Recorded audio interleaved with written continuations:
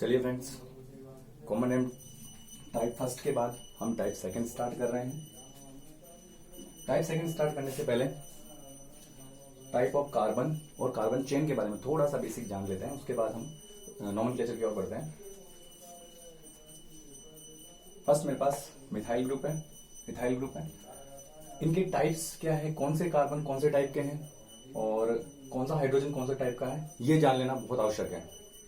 इसके लिए हम स्टार्ट करते हैं। कार्बन जो होता है, कार्बन 4 टाइप्स के होते हैं: primary carbon, secondary carbon, tertiary carbon and quaternary carbon. Primary carbon जिसे हम 1 डिग्री कार्बन भी कहते हैं।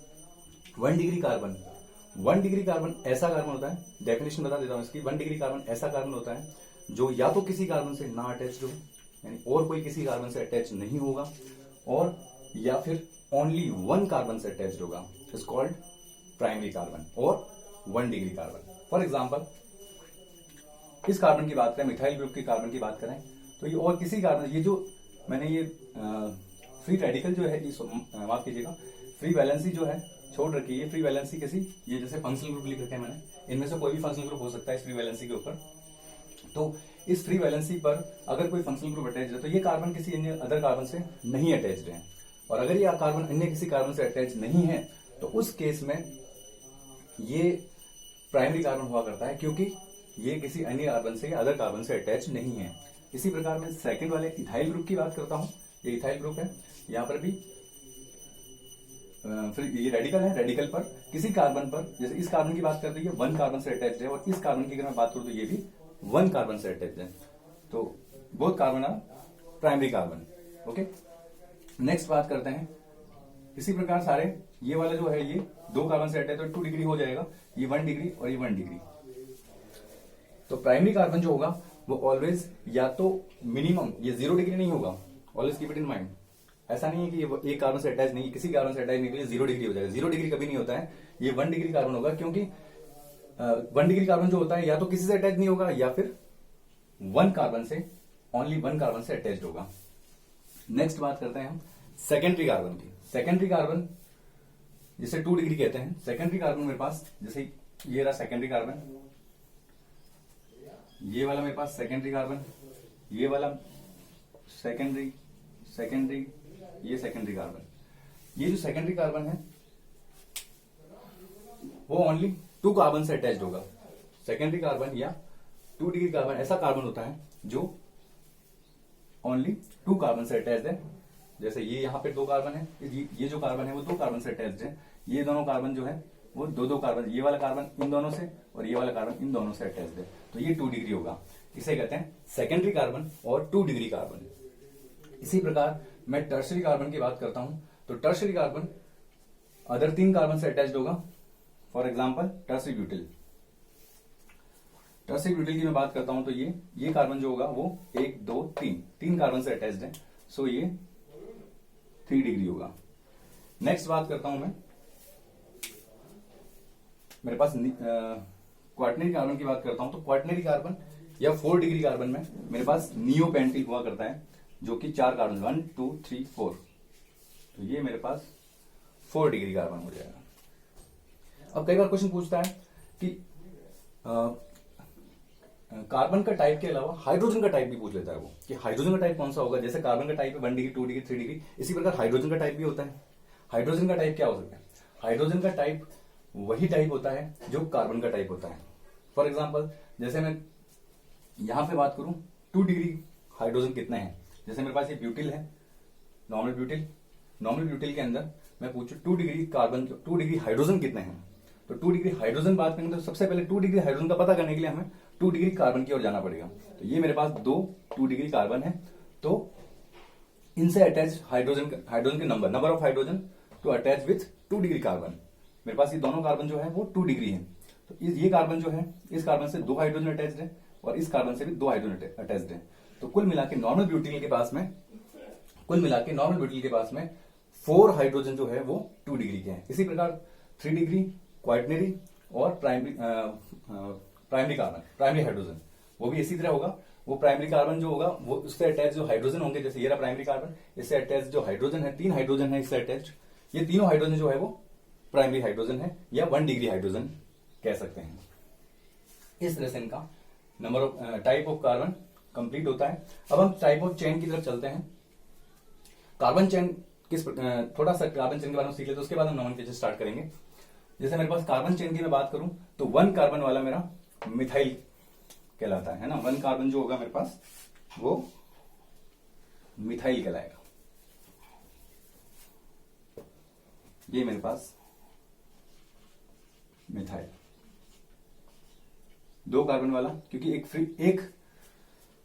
एक वैलेंसी वाला जो रेडिकल होगा, 1 वैलेंसी रेडिकल जो होगा, ये रेडिकल 1 वैलेंसी, एक ही वैलेंसी फ्री है तो इसे हम 1 वैलेंसी रेडिकल कहेंगे। तो ये 1 वैलेंसी रेडिकल वाला जो होगा उसे हम उसके पीछे हम सफिक्स लगाते हैं जैसे इल, और जैसे 2 वैलेंसी अगर फ्री हो जाती है तो हम लगाते हैं डीन, है ना। और 3 वैलेंसी अगर फ्री होती है तो हम उसे डाइन लगाते हैं उसके लिए। तो इस तरह से इनका नाम, उनके बारे में बात करेंगे अभी। ये हो गया मेरे पास इथाइल, ये मेरे पास हो गया एन प्रोपिल।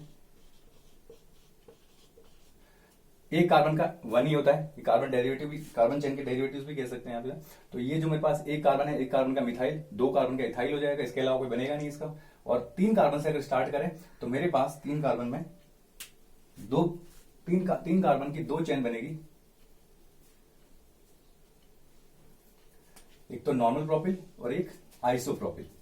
ये आइसो, पिछले वीडियो में हमने सीखा था कि नोमेनक्लेचर पिछले वीडियो में टाइप फर्स्ट सीखा था, अभी टाइप सेकंड है। इसमें ये वाला जो अब आइसो के बारे में थोड़ा सा बात कर लेता हूँ। आइसो, नियो और टर्सरी, ये 2-3 बातें थोड़ी एक्स्ट्रा रहती है क्योंकि इसके बेस पे ये इसका नोमेनक्लेचर होगा, तो इनके बारे में जानना आवश्यक है। एन प्रोपिल मतलब कि जैसे 3 कार्बन हो गया और अगर ये कंप्लीट है वैलेंसी इसकी, तब तो इसको एन प्रोपेन बोलेंगे हम। लेकिन अगर एक वैलेंसी फ्री है, एक वैलेंसी फ्री वाला रेडिकल है, तो उस कंडीशन में उसके पीछे सफिक्स लग जाया करता है इल। तो यहां पर हमने सफिक्स लगा दिया एन प्रोपिल, बिकॉज यहां पे एक वैलेंसी फ्री है। इसी प्रकार में इसकी बात करूं तो इसके नंबरिंग में यहां से स्टार्ट करूंगा जहां से, और एक बात ध्यान देने की है, जहां ये फ्री वैलेंसी वाला रेडिकल फ्री होता है वहीं से हम नोमेनक्लेचर स्टार्ट करेंगे। नंबरिंग माफ कीजिएगा, नंबरिंग वहां से स्टार्ट करेंगे। जैसे मैं यहां से नंबरिंग स्टार्ट करता हूं 1 2, ये 1 2 और ये 3। तो मेरे पास नंबरिंग जहां से मैं स्टार्ट कर रहा हूं, मैंने जैसे यहां से नंबरिंग स्टार्ट की है, तो नंबरिंग स्टार्ट करने के बाद आइसो के लिए रूल होता है। आइसो के लिए क्या रूल होता है? आइसो का मीनिंग यही होता है कि सेकंड लास्ट कार्बन पर 1 methyl group, 1 methyl group, second last carbon पर 1 मिथाइल ग्रुप होता है। अगर सेकंड लास्ट कार्बन पर 1 मिथाइल ग्रुप है तो उस कंडीशन में हम उसको आइसो बोल देते हैं। जैसे मेरे पास ये फर्स्ट, ये सेकंड, नंबरिंग मैंने यहां से स्टार्ट की, यहां से नहीं करेंगे क्योंकि यहाँ पे ये 1 वैलेंस वाला रेडिकल है, ये जहां से रेडिकल स्टार्ट होता है वहां से नंबरिंग स्टार्ट करेंगे 1 2। तो ये फर्स्ट एंड ये लास्ट। हम जानते हैं कि लास्ट से जस्ट पहले वाला क्या होता है? Second last. तो ये लास्ट से जस्ट पहले वाला सेकंड लास्ट हो जाएगा और इस पे एक मिथाइल ग्रुप है, सो इसे हम क्या कहेंगे? आइसो। और 3 कार्बन की चेन है और रेडिकल है तो प्रोपिल, आइसो प्रोपिल। इसी प्रकार मेरे पास इसकी बात करता हूं तो हम यहां से नंबरिंग, ये जो रेडिकल है यहां पे है, रेडिकल यहां से स्टार्ट हो रहा है, यहां से नंबरिंग करेंगे 1 2 3 4 कार्बन की चेन है और ये नॉर्मल चेन है, इसमें कोई ब्रांच चेन नहीं होती। जैसे नॉर्मल जो होता है उसमें कोई ब्रांच नहीं होगी, बिल्कुल सीधी स्ट्रेट चेन होगी। तो इसे हम कहेंगे एन ब्यूटिल। ब्यूटिल क्यों कहेंगे? क्योंकि एक रेडिकल मेरे पास 1 वैलेंस वाला रेडिकल है, तो हम इसे एन ब्यूटिल कहेंगे, न कि ब्यूटेन कहेंगे। ब्यूटेन जब कहेंगे जब वैलेंसी कंप्लीट हो। इसी प्रकार इसकी बात करता हूं तो नंबरिंग यहां से स्टार्ट 1 2 3, रेडिकल यहां से, तो यहां से नंबरिंग करेंगे। तो ये 1 2 3, ये लास्ट है, ये 3 लास्ट है, ये फर्स्ट है और लास्ट से पहले वाले कार्बन पर मिथाइल ग्रुप जुड़ा हुआ है, तो हम इसे क्या कहेंगे? आइसो। क्या कहेंगे? आइसो। और आइसो, और नंबर ऑफ कार्बन कितने हैं टोटल? 4, तो हम इसे कहेंगे आइसो ब्यूटिल, आइसो ब्यूटिल। इसी प्रकार नेक्स्ट आते हैं, थोड़ा सा समझिएगा इसको। अब इसकी बात करते हैं तो ये आइसो नहीं होगा क्योंकि नंबरिंग हम यहां से स्टार्ट करेंगे 1 2 3। तो ये 2 नंबर कार्बन है और 2 नंबर कार्बन पर कहीं भी मिथाइल, सेकेंड लास्ट कार्बन पर कहीं भी मिथाइल ग्रुप नहीं अटैच्ड है। मेरे पास 1 2 3, नंबरिंग यहीं से करूंगा, रेडिकल यहां से है, तो ये लास्ट कार्बन है और लास्ट कार्बन से पहले वाले कार्बन को सेकेंड लास्ट कार्बन कहते हैं अकॉर्डिंग टू डेफिनेशन। और मिनिमम 3 कार्बन होने चाहिए, 3 कार्बन मिनिमम कंपलसरी है इसके लिए। तो 3 कार्बन वाले कोई भी कंपाउंड होगा तो उसमें सेकंड लास्ट कार्बन पर मिथाइल ग्रुप होना चाहिए। यहाँ पे मिथाइल ग्रुप नहीं है, इसलिए हम इसको आइसो नहीं कहेंगे। तो फिर क्या कहेंगे? तो फिर हम इसे क्या कहेंगे कि यहाँ पर जो ये कार्बन है, ये मिथाइल ग्रुप कहाँ अटैच्ड है? जहां पर ये 2 डिग्री कार्बन है, इस 2 डिग्री कार्बन से ये मिथाइल अटैच्ड है। तो इसे हम क्या कहेंगे? देखो यहां से नंबरिंग स्टार्ट हो रही है और ये 2 डिग्री से इस कार्बन 2 डिग्री के 2 कार्बन से अटैच्ड है, तो हम इसे कहते हैं सेकेंडरी। सेकेंडरी और 4 कार्बन है तो 4 कार्बन के लिए butyl, secondary butyl. Always keep it in mind, अगर जहां से रेडिकल दे रखा है वहां से अगर नंबरिंग कर रहे हैं और अगर ब्रांच चेन है तो उस कंडीशन में हमें देखना है कि वो सेकेंडरी है या टर्सरी है। जैसे ये तो नॉर्मल है, इसमें कोई ब्रांच नहीं है, इसमें ब्रांच थी तो आइसो हो गया, और यहां पर ब्रांच आई तो यहां से रेडिकल से स्टार्ट हो रही है, जो 1 वैलेंसी रेडिकल है वहां से ब्रांच स्टार्ट हो रही है, और तो फिर उस नंबर उस टाइप ऑफ कार्बन के अकॉर्डिंग उसका नॉमेनक्लेचर करेंगे। ये कार्बन सेकेंडरी कार्बन है तो हम इसे सेकेंडरी ब्यूटिल कहेंगे। नेक्स्ट बात करते हैं टर्सरी कार्बन। टर्सरी कार्बन जो है, ये मेरे पास टर्सरी कार्बन है, 3 कार्बन से अटैच्ड है। इसका नॉमेनक्लेचर कैसे होगा? ये हो जाएगा मेरे पास टर्सरी, क्योंकि ये यहीं से नंबरिंग स्टार्ट है, देखो मैंने यहां बताया था, और ये 3 कार्बन से अटैच है, टर्सरी ब्यूटिल हो जाएगा इसका नाम, टर्सरी ब्यूटिल। इसी प्रकार ये n pentyl, isopentyl, tertiary pentyl, neo pentyl. This is important, neo, neo word. अगर मैं नियो वर्ड की बात करूं कि नियो किसके लिए यूज होता है, अभी हमने प्राइमरी सीख लिया, सेकेंडरी वाला पार्ट सीख लिया, टर्सरी वाला पार्ट सीख लिया, टर्सरी ब्यूटिल, सेकेंडरी ब्यूटिल हो गया, और मेरे पास एक नियो वर्ड आता है।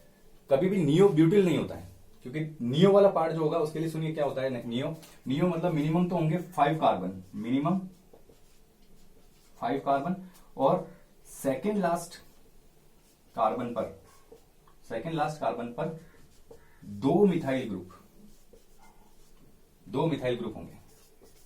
जैसे मैं इसकी नंबरिंग स्टार्ट करूं तो इसकी नंबरिंग कहां से स्टार्ट होगी? 1 2 3, ये रेडिकल, ये वन वैलेंसी रेडिकल है, यहां से नंबरिंग स्टार्ट होगी 1 2 3। तो देखो लास्ट कार्बन ये रहा, इससे पहले वाले कार्बन क्या कहेंगे हम? Second last carbon. और सेकंड लास्ट कार्बन कितने मिथाइल ग्रुप? 1 2, है ना, 1 2 3, और ये सेकंड लास्ट कार्बन है, इस पर 2 मिथाइल ग्रुप है। एक बार फिर समझ लीजिएगा, 2 मिथाइल ग्रुप है, और दोनों मिथाइल ग्रुप होना चाहिए। हमारे लिए शर्त क्या है कि 5 कार्बन, 1 2 3 4 5 कार्बन है, और नेक्स्ट सेकंड लास्ट कार्बन पर 2 मिथाइल ग्रुप होने चाहिए। बिल्कुल 2 मिथाइल ग्रुप है यहाँ पे, 1 2 3, और ये लास्ट वाला कार्बन है, इसके पहले वाला कार्बन सेकंड लास्ट कहेंगे, 2 मिथाइल ग्रुप यहाँ पे है, तो हम इसे कह देते हैं नियो। नियो ब्यूटिल कभी नहीं होता है, always keep it in mind, neo butyl कभी नहीं होता है। क्यों नहीं होता है? देख लीजिए, यहाँ पे अगर कार्बन लगाऊंगा तो 5 कार्बन हो जाएंगे, तो नियो होगा तो वो नियो ब्यूटिल नहीं होगा, फिर पेंटिल हो जाएगा, नियो पेंटिल। इसी प्रकार ये सेकेंडरी पेंटिल, इसका थोड़ा सा नाम, इसे वाइनिल कहेंगे, है ना, इसको कहेंगे एलाइल, इसको कहेंगे प्रोपार्जिल, इसको प्रोपार्जिल कहेंगे, और इसे कहेंगे फेनिल, और इसे कहेंगे, दोनों एक ही बात है, और इसे कहेंगे हम बेंजिल।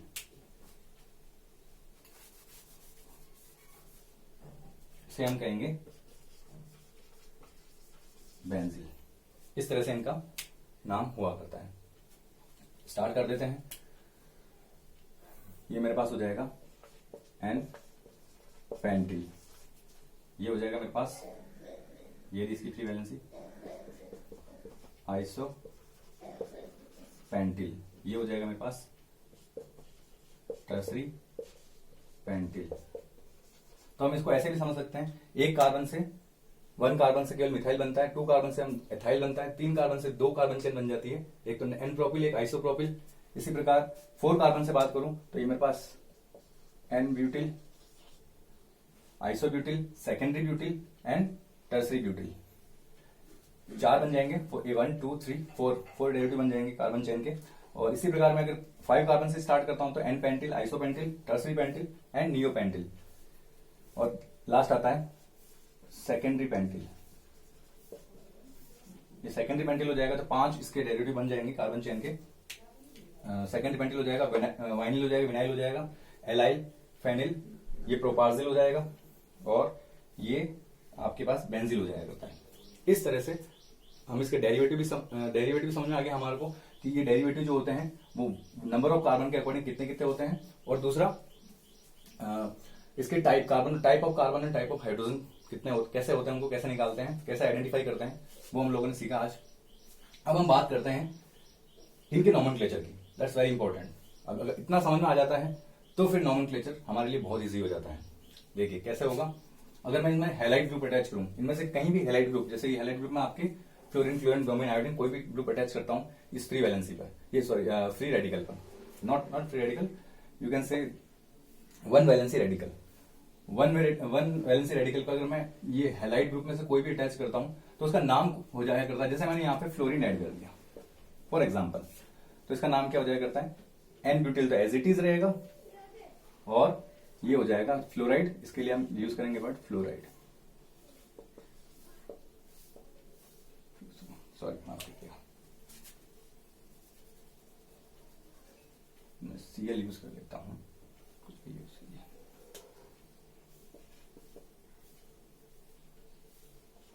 एन ब्यूटिल फ्लोराइड, इस तरह से। और अगर मैं इसके नेक्स्ट वाले पार्ट है आइसोब्यूटिल है, सेकेंडरी ब्यूटिल, तो इन सबके पास अगर मैं जो जो ग्रुप अटैच करूंगा उसके रिगार्डिंग ना, जैसे क्लोरीन जोड़ा मैंने तो आइसोब्यूटिल क्लोराइड हो जाएगा।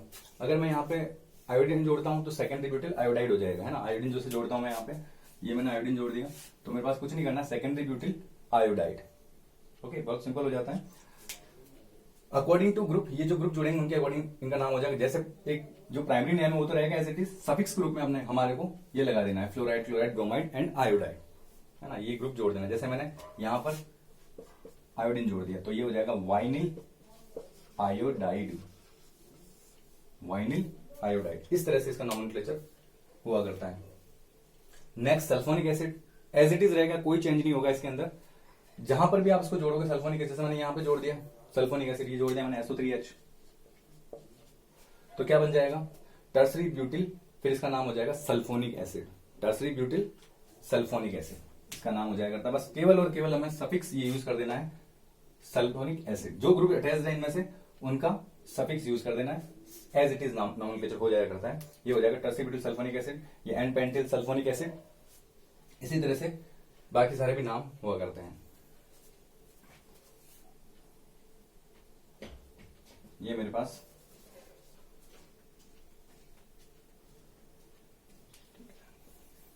ये हो गया। नेक्स्ट बात करता हूं साइनाइड और आइसोसाइनाइड। ये भी एज इट इज है, जहां पर साइनाइड लगा हो, जैसे मैंने यहां पे ये साइनाइड जोड़ दिया तो इसका नाम क्या हो जाएगा, 1 2 नंबरिंग यहीं से स्टार्ट करेंगे, 1 2 3 4 5, एन पेंटिल तो हो ही गया और ये साइनाइड हो जाएगा। सीन लगा हुआ था एन पेंटिल साइनाइड। इसी प्रकार अगर मैं यहां पे N double bond coordinate bond C, N double bond coordinate bond C, N double bond coordinate bond C, ये आइसोसाइनाइड है। तो यहां पे इसका नाम क्या हो जाएगा, नियोपेंटिल। ये नियोपेंटिल पहले से बन रहा है, नियोपेंटिल आइसोसाइनाइड, नियोपेंटिल आइसोसाइनाइड। इस तरह से इस तरह से इनका नॉमेनक्लेचर होता है। तो साइनाइड आइसोसाइनाइड भी इजीली हो जाएगा। हम कहीं भी ग्रुप अटैच करते हैं, यहाँ पे अगर ग्रुप जोड़ते हैं तो ये एलाइल साइनाइड, वाइनिल साइनाइड हो जाएगा, है ना, बेंजिल साइनाइड हो जाएगा अगर इससे जुड़ता है तो। आयोसाइनाइड लग जाता है तो फेनिल आइसोसाइनाइड हो जाएगा, है ना। इस तरह से यहाँ पे अगर ग्रुप अटैच कर देता हूं मैं, ये N double bond coordinate bond C, तो ये हो जाएगा मेरा फेनिल आइसोसाइनाइड। इसका हो जाएगा फेनिल, और ये बाकी आगे N double bond coordinate bond C group जो है हमारे पास में, ये है आइसोसाइनाइड, तो ये हो जाएगा आइसोसाइनाइड। बहुत सिंपल है, बहुत इजी है। तो इस तरह से हम इनको आइडेंटिफाई करेंगे और इनका नॉमेनक्लेचर करेंगे। अब एल्कोहल एंड थायोएल्कोहल, एल्कोहल के लिए हम यूज करते हैं OH ग्रुप और थायोएल्कोहल के लिए हम यूज करते हैं SH ग्रुप। तो जहां पर SH लगा होगा वो हो जाएगा मेरा थायोएल्कोहल, और जहां पे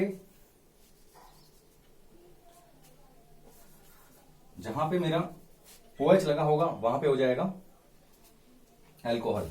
जैसे मैंने इसकी बात करता हूं, OH जोड़ दिया यहां पे मैंने, और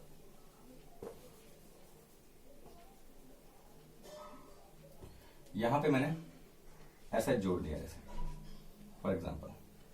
तो ये मेरा हो जाएगा टर्सरी ब्यूटिल और एल्कोहल। ये तो बहुत फेमस कंपाउंड है टर्सरी ब्यूटिल एल्कोहल। इसको थोड़ा सा वार्म अप करते हैं तो H2O निकल रिलीज हो जाता है इसमें से, बहुत ज्यादा हाईली स्टेबल होता है, कार्बोकेटाइंस बनता है, उसके बारे में बाद में बात करेंगे। फिलहाल हम ये नाम जानते हैं, ये हो जाएगा टर्सरी ब्यूटिल हो जाएगा, और टर्सरी ब्यूटिल इसका नाम हो जाएगा टर्सरी ब्यूटिल, और OH के लिए हम टर्म्स यूज करेंगे, वर्ड यूज करेंगे एल्कोहल। तो ये टर्सरी ब्यूटिल एल्कोहल हो जाया करता है। इसी प्रकार यहाँ पे जैसे मैंने एसिड जोड़ दिया तो ये हो जाएगा आइसो हो गया 1 2 3 4, सेकेंड लास्ट कार्बन पर मिथाइल, तो आइसोप्रोपिक पेंटिल हो गया। और ग्रुप जो जुड़ा हुआ वो कौन सा है, एसएच है, तो ये हो जाएगा थायो एल्कोहल, थायो एल्कोहल। Very simple. तो ये ग्रुप भी हमारा कंप्लीट होता है, एल्कोहल एंड थायो एल्कोहल। आ गया समझ। नेक्स्ट बात करते हैं हम, नेक्स्ट ग्रुप की बात करते हैं, फंक्शनल ग्रुप।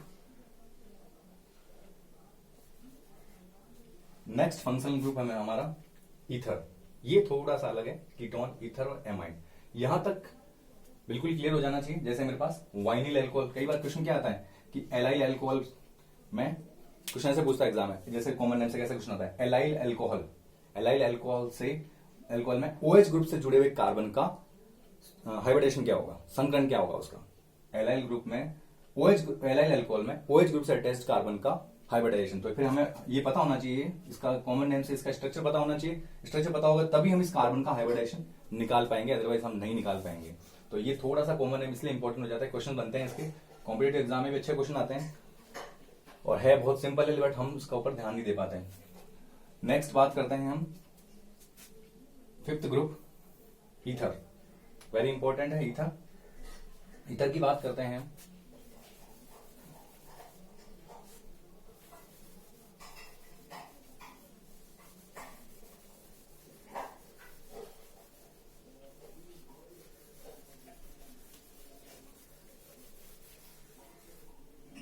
जैसे मेरे पास ईथर ग्रुप जो है ROR, कोई भी जैसे मैं लेता हूं, मिथाइल ले लेता हूं, CH3O CH3, देखिए ये मिथाइल ग्रुप हो गया।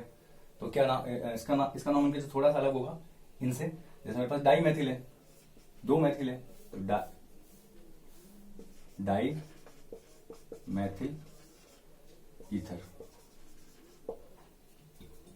है ना। जैसे मैं नाम पूछूं, मेरे पास यहां पे आ गया